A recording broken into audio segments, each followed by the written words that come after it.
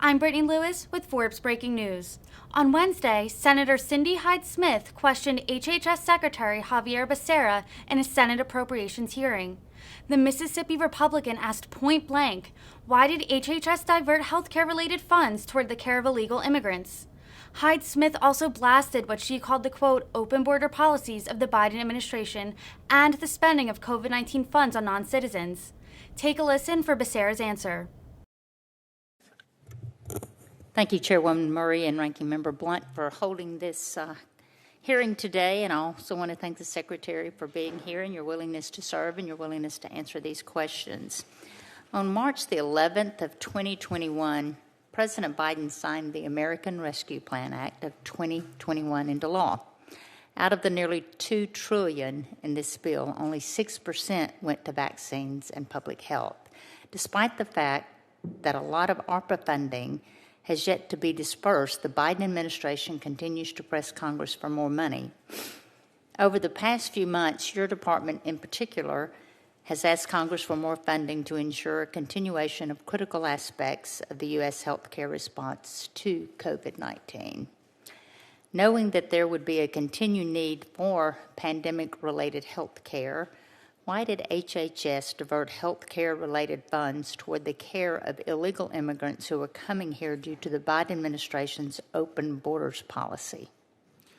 Senator, thank you for the question. And as you recall, in the midst of the American Rescue Plan, America was sinking, and the rescue plan was to do more than just the healthcare side. It was to make sure that those families who had lost their jobs, those business owners who were losing their businesses, could survive the pandemic. And so that's why so many of the resources went to keep America afloat. And today we see that very few Americans are unemployed. The economy is moving. But I get to your point on the resources. We use resources to deal with COVID in its many different facets, including at the border. And so when it came to those migrant children, we wanted to make sure that everyone was safe, including those children. So we used some of the COVID money to make sure, for COVID-related reasons, we kept America safe, and including those children, safe from any particular spread.